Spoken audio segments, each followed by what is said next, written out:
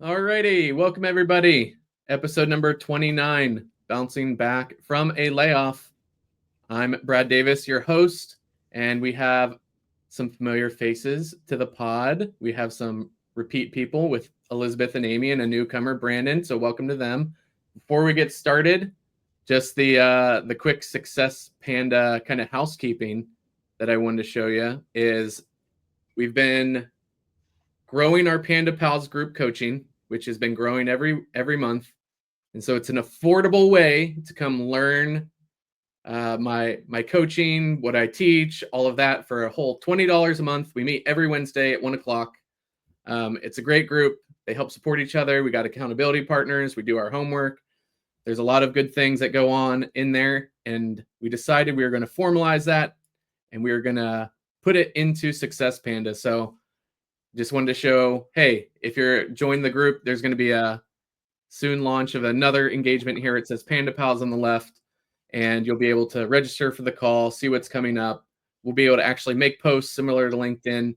And then also over on the right-hand side, where it says Panda Pal sponsorship, there are from time to time people where they're going through a tough time, don't have the $20.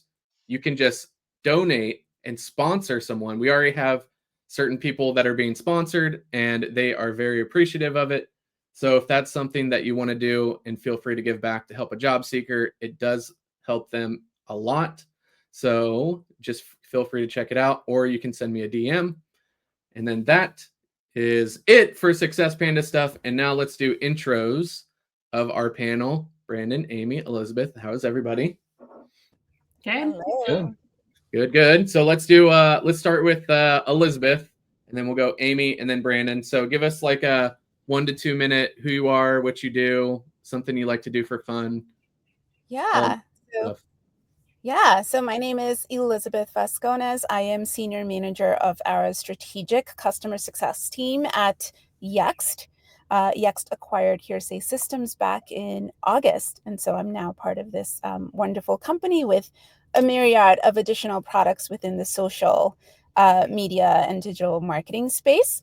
I have been in the relationship management, account management, and customer success space, mostly working with financial services clients for, dare I say, just over 20 years. Fun. I love reading. I totally love traveling.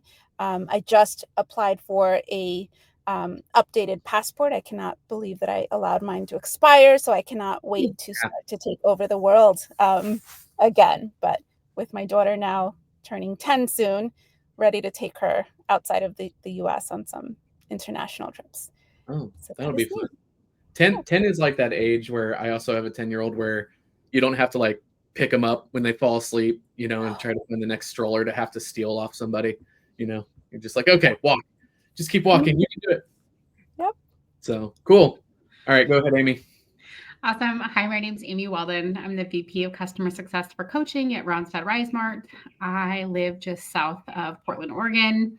I have an absolute fascination with sustainability. So we have a pretty big backyard farm. We just added 8 baby ducks to our urban farm, and a pretty big, raised bed garden and fruit trees. I also have a young adult child.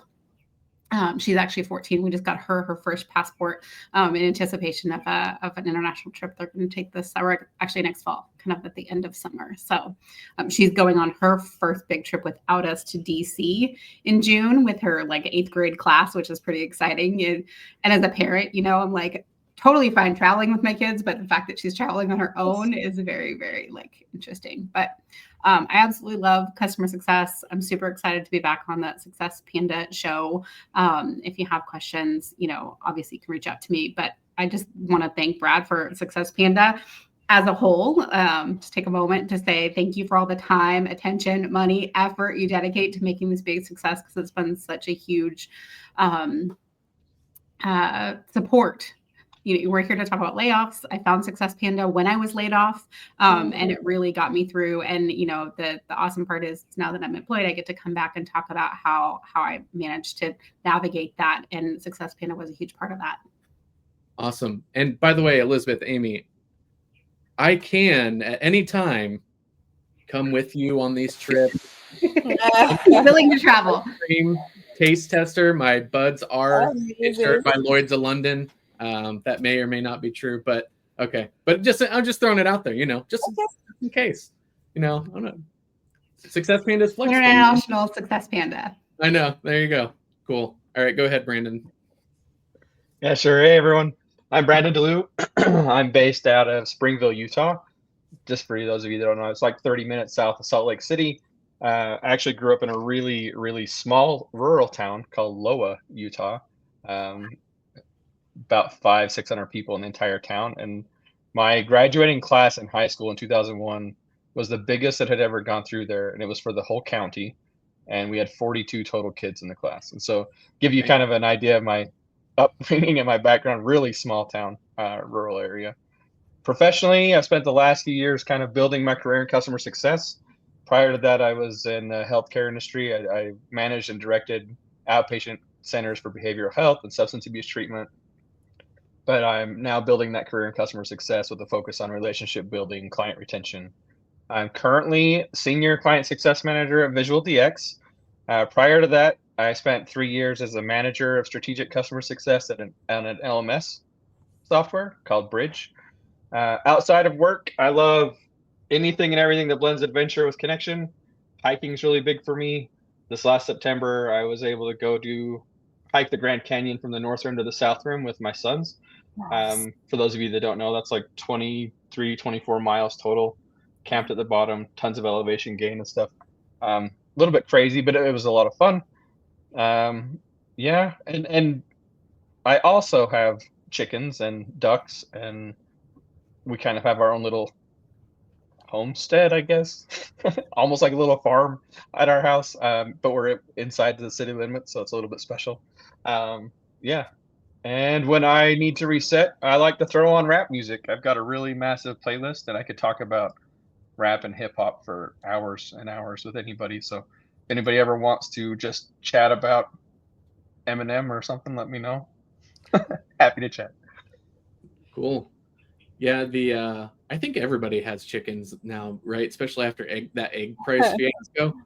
I think we got 8 baby chicks that we keep down here because we have chickens too.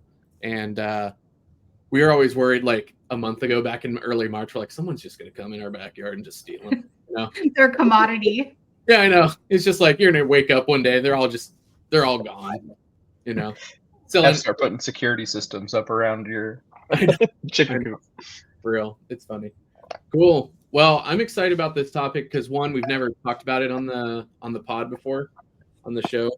And it is, I think, super timely, just like a lot of the topics are. But, kind of what Amy said earlier is, I've been doing Success Panda for more than a year. I've had so many conversations, so many positive moments, but so many moments where I've had to walk with people through just really hard times, right? And I've had people, they got my phone number when they get laid off. They sometimes call or text me, and and they're just feeling everything that goes on with that moment, right? So my hope is that having our conversation here, we can normalize. I used to make the joke to people, I was like, yeah, you haven't been laid off, you haven't been trying hard enough.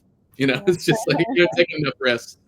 But I think it happens to the majority of people, especially in tech now, and just letting people know, like, you're not strange or weird or bad or whatever. If you get laid off, it's just literally part of life. Like, sometimes your car gets a flat tire too, doesn't mean you're a bad driver. So cool. So let's jump in. How about we all just start? We'll go around and just share a story about how you went through a layoff, how you maybe initially responded to it, maybe some things that you felt were helpful that you did, things perhaps that you did that weren't helpful. You can be however honest or open about that you want.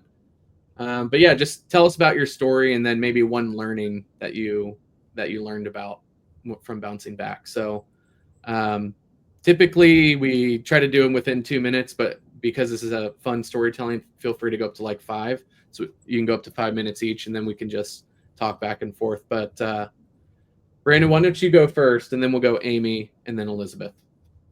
Sure. Yeah. So I've actually been through 2 layoffs in the last 5 years. My first layoff was in 2020. It was directly related to COVID and things having to be shut down. Like I said, I spent 16 years working in the healthcare industry, and I was manager and director over an outpatient clinic for substance use treatment at the time. And November of 2020, they decided to close the clinic. They laid me off then. That was my first ever layoff in all of my years in working. And I think to Brad's point, he mentioned a minute ago, is like the tech industry is a little bit different. So that was my first layoff in 16 years in the field of that I was in. Um, that one took me almost a year before I was able to find another role.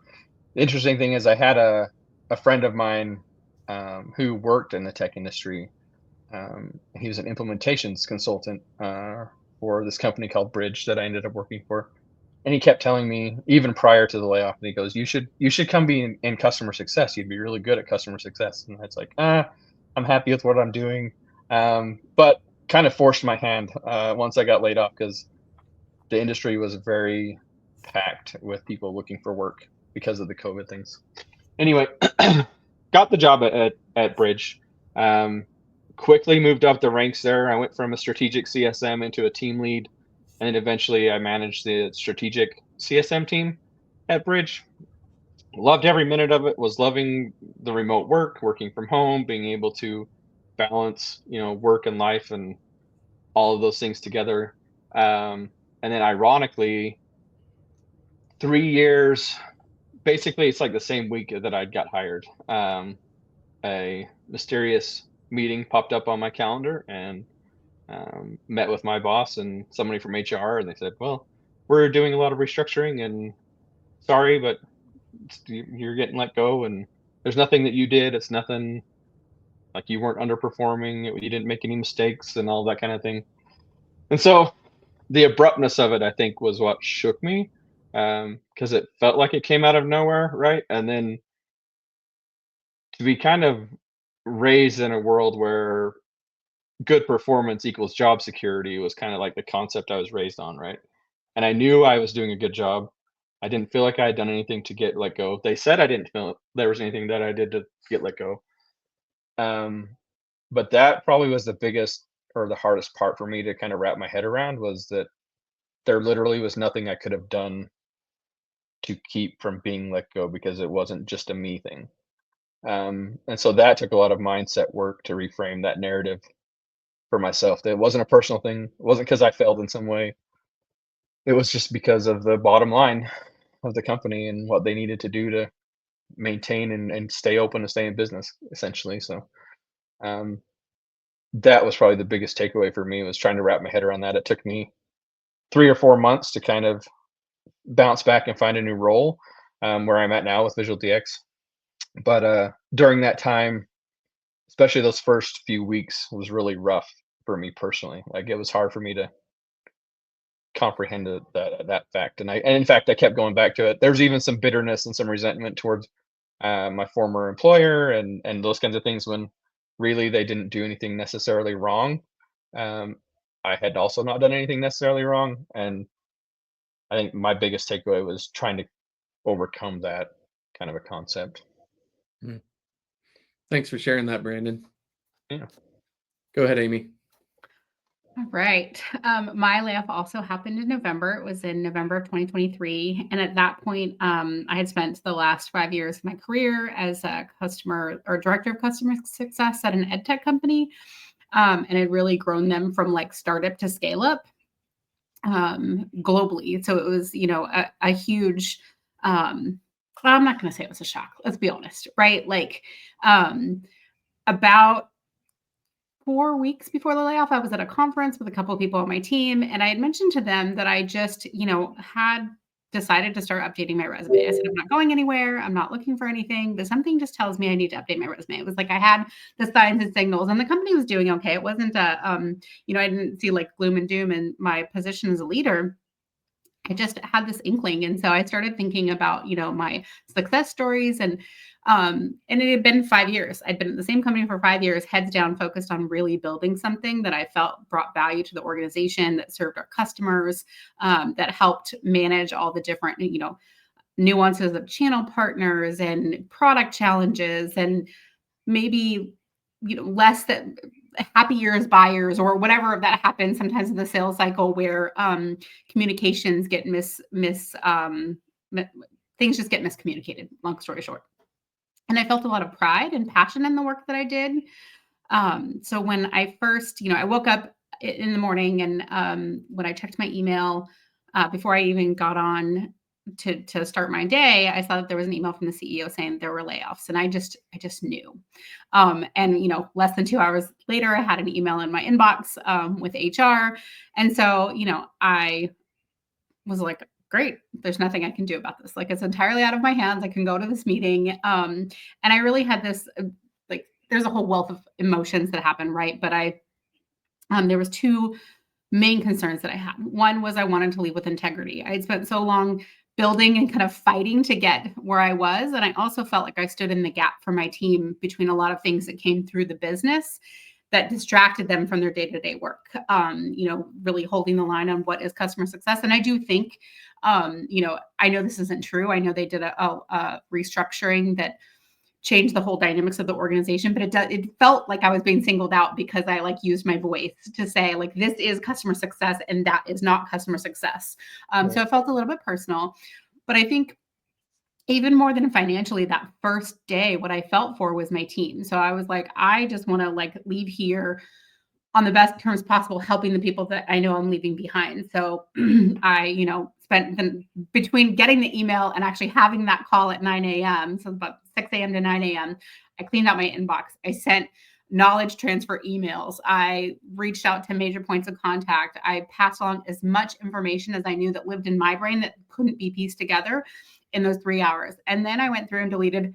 It was so freeing. As soon as that meeting happened and I knew that I was being let go, I deleted everything in my inbox. Literally, I handled the things, but all the things that were follow up on that in 6 months, I just deleted it all.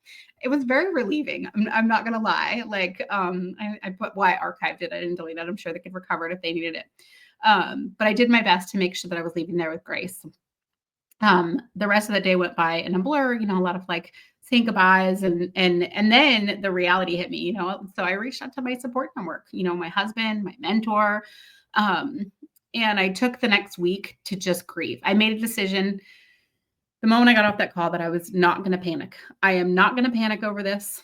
We just bought a house 6 months before the holidays were coming, and I just told myself I am not going to panic. Whether it worked or not is debatable. But I took that next week to just kind of grieve and hold space for myself.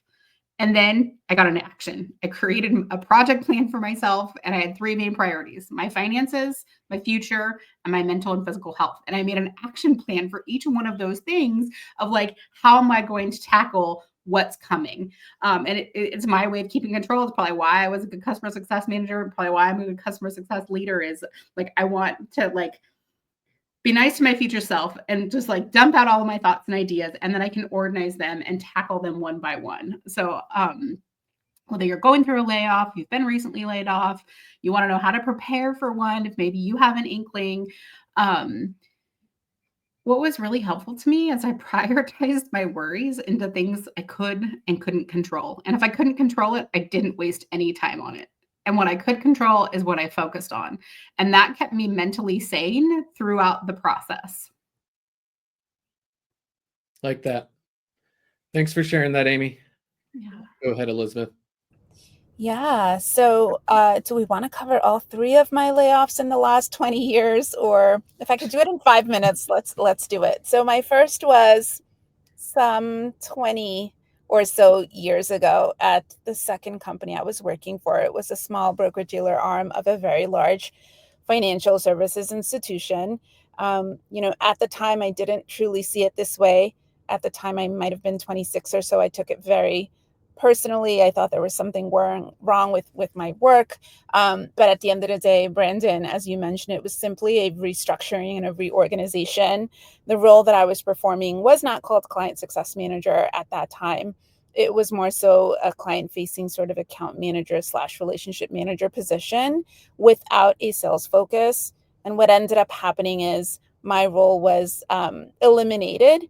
And, of course, I followed, I don't know if it was LinkedIn at the time or how I learned of it. Maybe it was a posting on their site, but what they ended up hiring was more of a hybrid sort of that CSM, but sales role, maybe something more of an account manager with like a renewal focus, which wasn't what my role was at the time.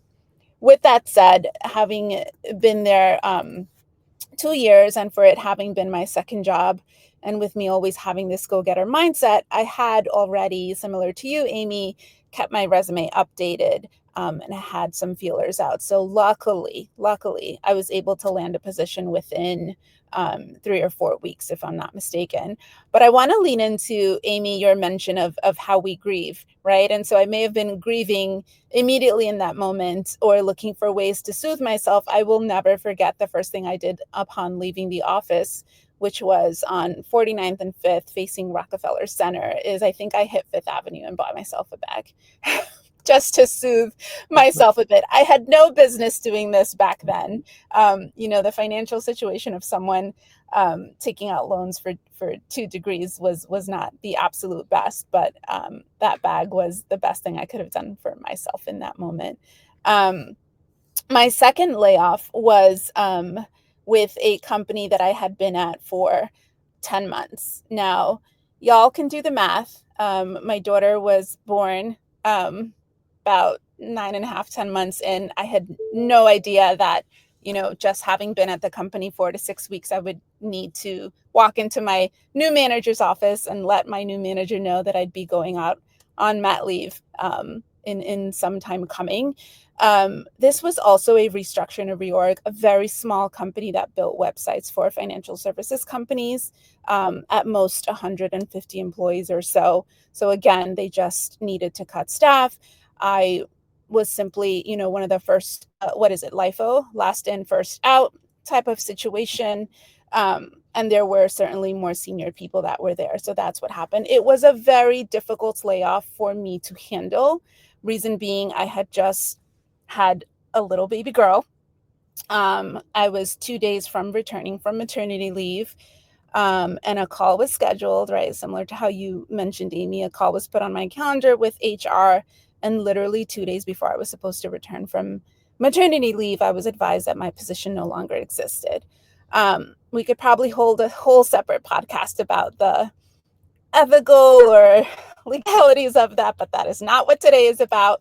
I will tell you the thing that was most heartbreaking about that layoff was that I had hired a stay-at-home nanny. That nanny had just quit her job at the daycare that she was working at so that she could work for me. So, this will tell you about who I am at my core. I was less concerned with myself and more concerned with this woman who had literally just quit her job at a daycare to come watch my baby girl.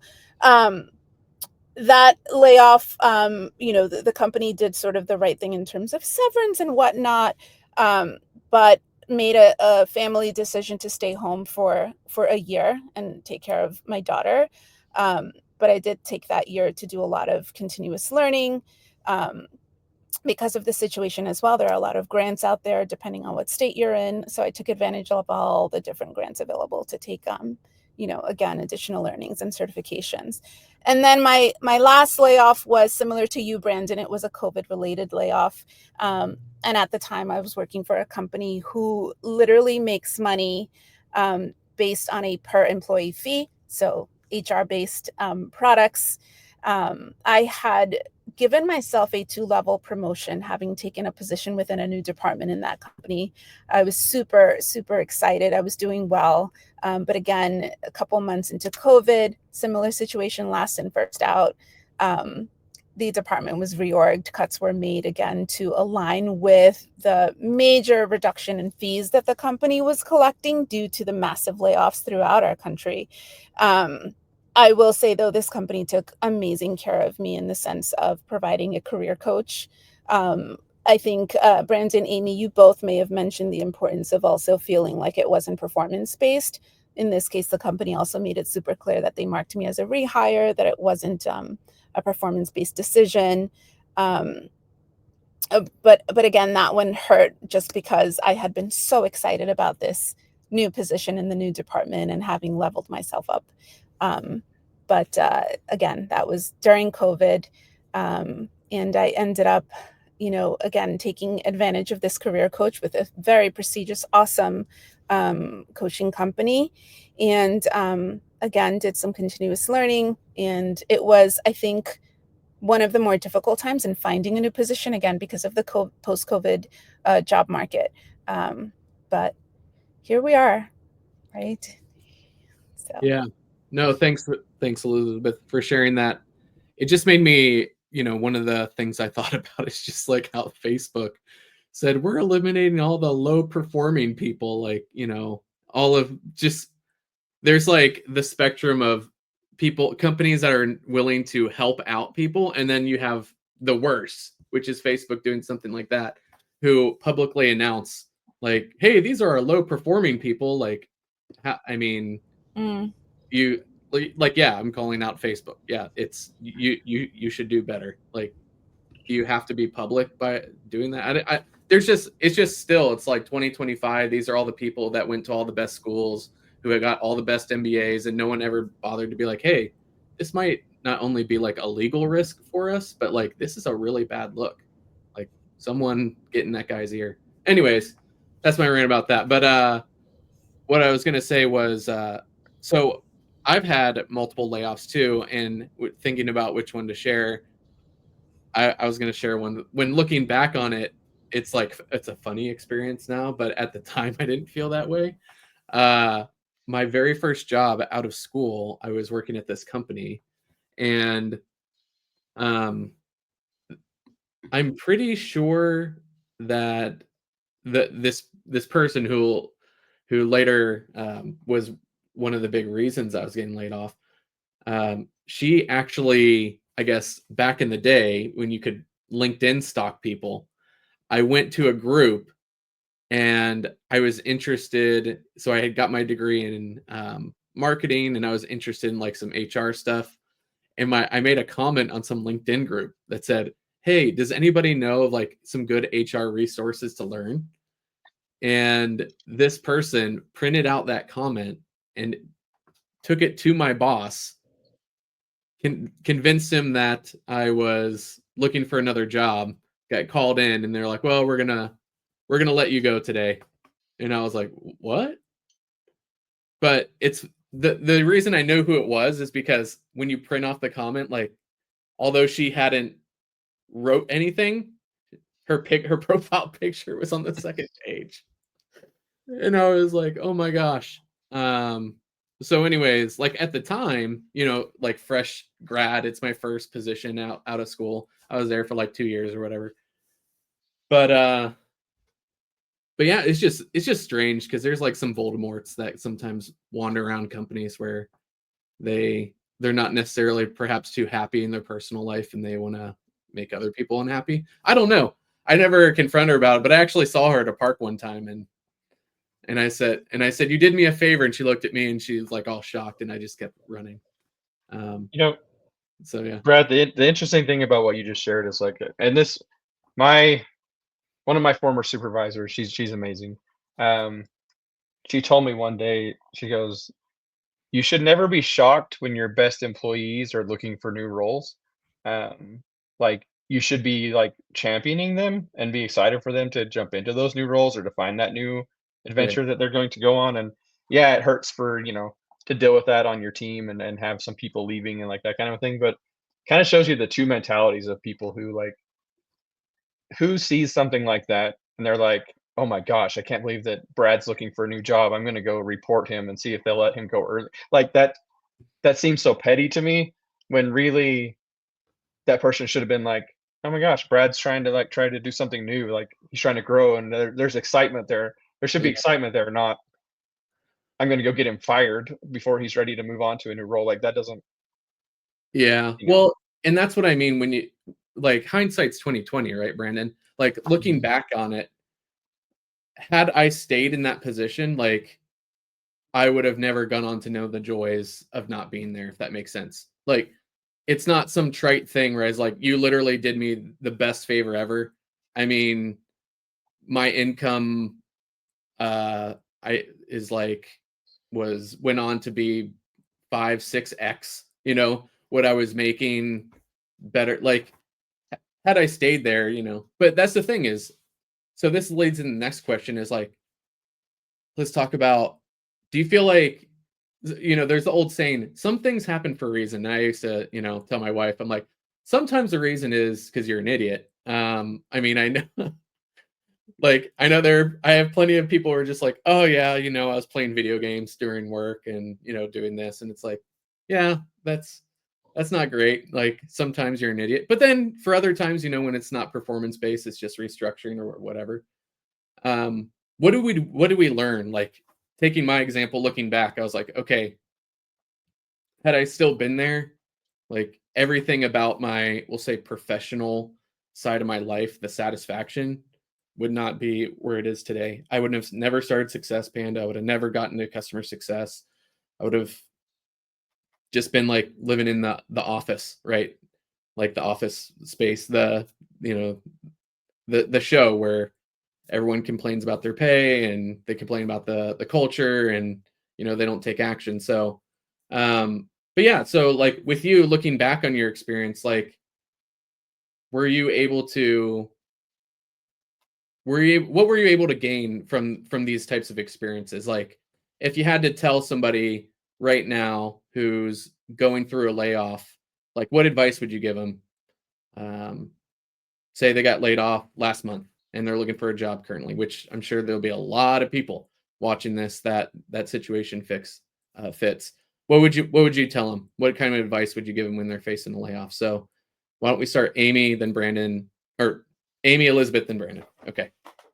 Yeah, this one's a bit tricky because I have like a sunny disposition. I naturally look on the bright side, but when you're facing a layoff, like, you don't want someone bringing like false positivity to you. So I think being empathetic is really the best approach. Like, you have to like see if you can't give that person a little bit of hope without overshadowing them of like, oh, it's going to be fine. Getting laid off was the best thing that ever happened. Those are true, right? Like, it was fine. Getting laid off was one of the best things that happened to me.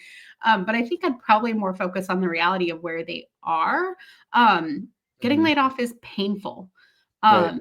And, it forces us to grow. It forces us to not go to this comfort of a job that we may not like, showing up, working with people that we may not like, doing things that kind of feel soul sucking. And it forces us to go like, now I'm forced into this opportunity. I have to find a way to provide for myself. And now I have to stretch and grow in ways that are uncomfortable to me. And like, the growth is where the magic happens. So, but like, recognizing that it's uncomfortable, recognizing that this is a time of growth. And then for me, recognizing that I always have a choice. Like, I have a choice. I could definitely, and there was days I just wanted to lay on the couch with my dog and binge Netflix. And I did do that a couple of days. I am not going to lie, when I was laid off. But then the days where I was like, okay, here's my action plan. Here's my agenda. And I got into action. And I felt like I was doing something different. I'll tell you, the single most powerful thing that I did was I made a list of all the things I did and did not want to have in my next future role. Like, what was important to me at the company level, at a benefit level, at a coworker level, at a boss level. And actually, it was easier to focus on the things that I didn't want. I'm pretty flexible, right? Like, I think most customer success managers are, but I focused on the things that, like, what are my red flags? What are the things that really, really matter to me? So I think, anyone who's facing a layoff, you got to be empathetic and say like, hey, this is going to suck, but you have the power to get yourself out of the suck. And the way that you do that is by focusing on what matters to you and finding a way forward. And by doing that, like, you're in control of your own destiny. You absolutely can go out there and write a different ending to like this thing that feels like the end. Because it definitely felt like that for me. Like, it was the end of an era of I had this amazing team that I loved. I knew the product, I knew the people. Like, there was so many like emotions tied up into it, but it wasn't personal, right? The company needs to stay in business. They're still paying my coworker friends that work there, and they're still thriving. And I ended up buying stock from that company, so I want them to be successful. But it was painful to me, and so being able to like logically look at those things, I think, is what time has given me. Time has given me that perspective. Cool. Go ahead, Elizabeth. Yeah, I'm so aligned with Amy on this one. I would say though, I would sort of bucket it all under prioritize yourself.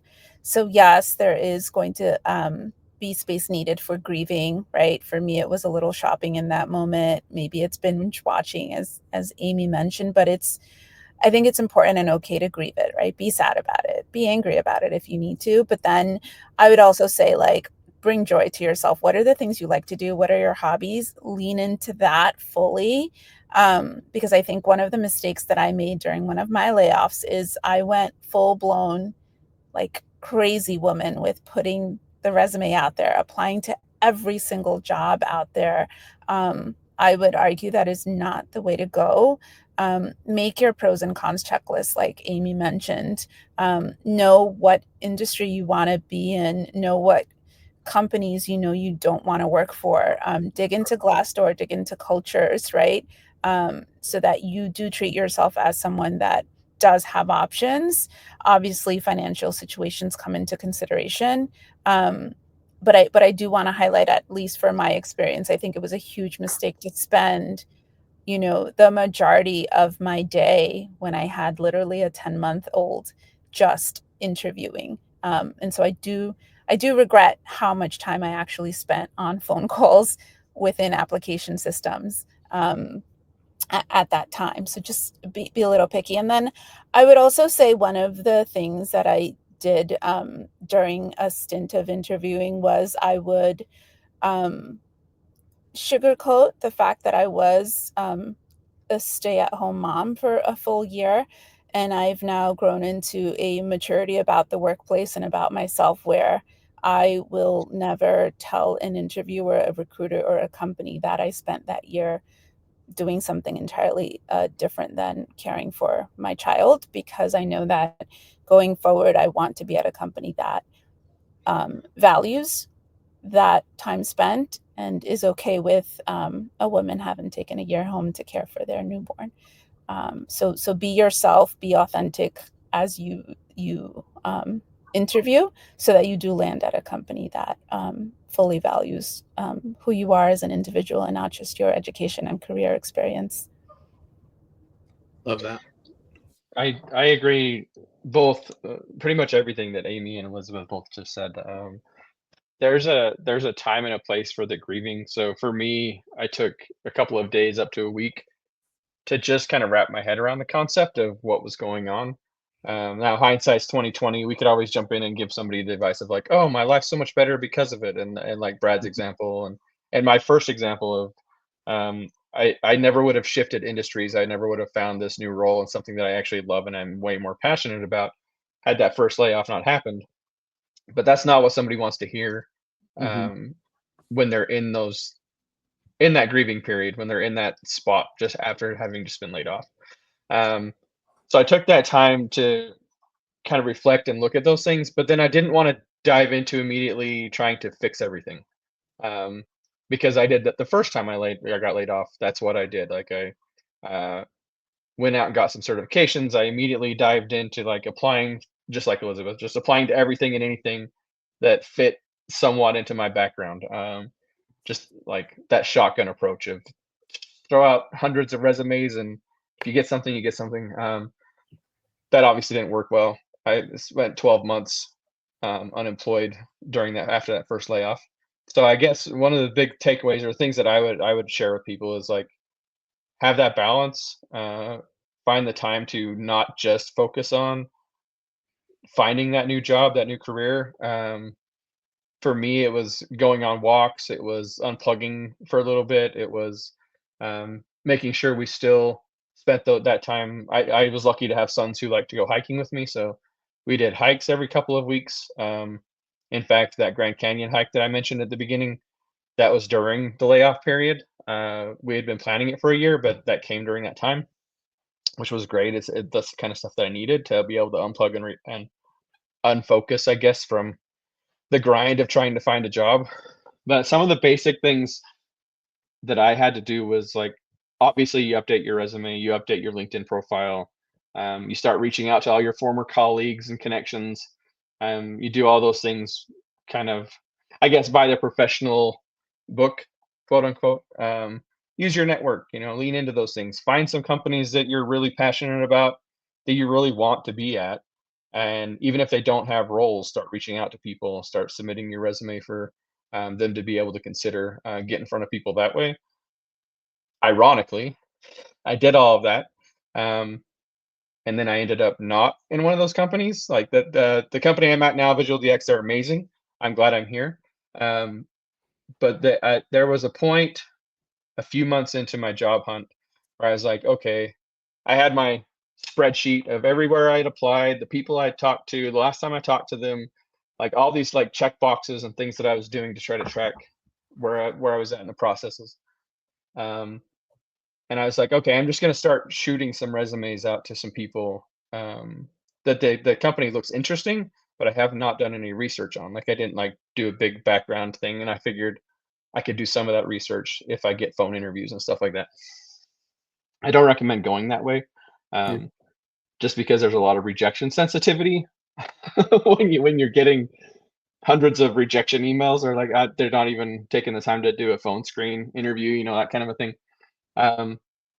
But wildly enough, out of the 2 or 3 interviews that I got from that approach, Visual DX was one of those. And I actually found a place that really values their employees, somewhere that had their mission is something I'm passionate about. It randomly turned out to be a really good situation and a really good fit.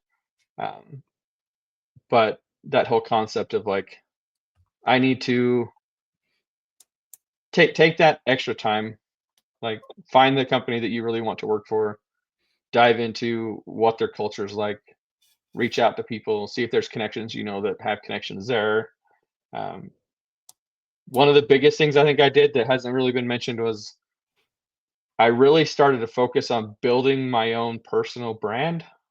Mm-hmm. So nothing forces you to like take a look at how inactive or active you've been on LinkedIn and in that world to realize, okay, if I'm at a company and I'm happy, like I was at Bridge, I was happy, things were going well.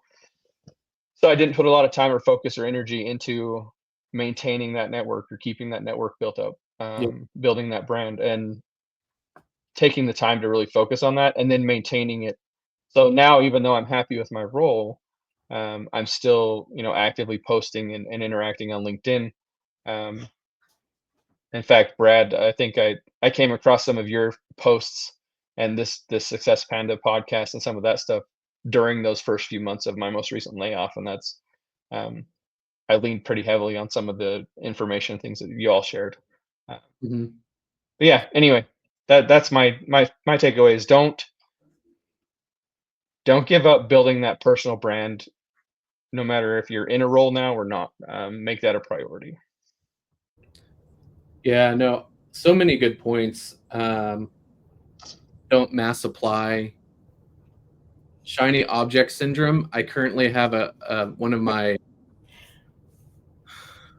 I have a client that I'm working with as a career coach where they've had multiple layoffs in the past couple years. And I tell this person, I'm just like, hey, you got shiny object syndrome. The first person that says yes to you, it's like dating. Not saying everyone marries their high school sweetheart. Some do, but typically most people don't, right? Just because it's the first one that says yes doesn't mean it's going to be, the right long-term fit. And I think there's so many times where I tell people that, like when I do my coaching, I don't believe in mass applying. I use the analogy, it's like going to the casino, seeing the grandma sitting there playing the slot machine over and over again, just knowing that one of these is going to hit. And I think people don't factor in a lot of the emotional factor, like you brought up, Brandon, where it's like if you mass apply, you get mass rejected too. Mm-hmm. And everyone has to know yourself and see how, because some people are more emotionally resilient after layoffs than others. And that's hard because you just meet people where they're at. It's not good or bad. It's just where you're at, and people have just different states of mind. But yeah, there's so many people that I've talked to, and in my little talk track, I talk about another great point you brought up, Brandon, is like, hey, when I have a job, I kind of go back into what job mode. And actually, I have coaching clients right now who I we meet once a quarter, and the whole point is to just meet for an hour, quasi-therapist, talk about what is going on, making sure they're accountable, updating their resume, because Warren Buffett has a famous quote. He said there's the three most addictive things in the world are cocaine, sugar, and a full-time job. And so I'm sure Warren has a lot of experience with all three of those. No, I'm joking. Who knows? But it's just funny he said cocaine. But like, and that's kind of true. And what I call it is I talk about professionally brushing your teeth. And what that means is what you talked about, Brandon, where it's just like, you don't have to be an influencer. You don't got to go on there and try to get, 1 million subscribers or whatever. It's just professionally brush your teeth. Your network isn't who you know, it's who knows you. And then just making sure that you're tending the garden of your own relationships, because there's so many people where they'll go years without trying to network or trying to be involved in any sort of support groups or any community, and then a layoff happens, and then you're feeling like you're literally starting from ground zero. You don't have any references, you don't have any numbers on your resume. So there's been so much good and positive feedback and advice that's been given on the show so far today.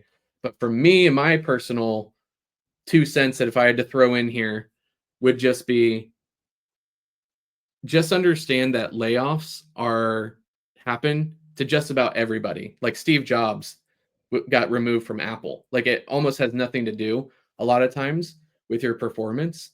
And just understand it's a part of life. And if you haven't been laid off yet, you probably will. And I can always tell when I meet with someone on a discovery call for coaching if they're a first-time layoff person, because their emotional state, they haven't come to understand that it literally is just not your fault sometimes, right?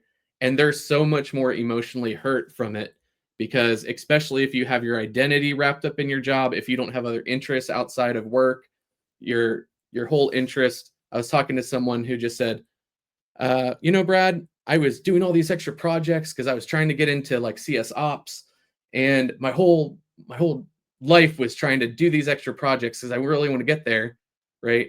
And then if you end up leaving the company or getting laid off, then you're left with like, what labels left do I have, right? And it's always really hard. So I would just say, make sure you have a life outside of work, you have other meaning outside of work, and just know that that layoffs are a part of life, and they're really hard when it happens.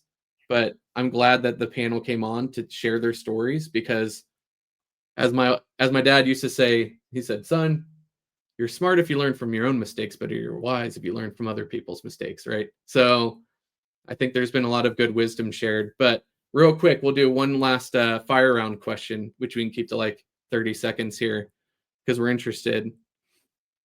What are some good ways that people who have been laid off can find support? Like, what would you recommend people do in terms of either giving, receiving support, or any tools, communities, things like that you want to go? So Elizabeth, Amy, then Brandon. Sure. So I cannot answer this question without starting with Success Panda.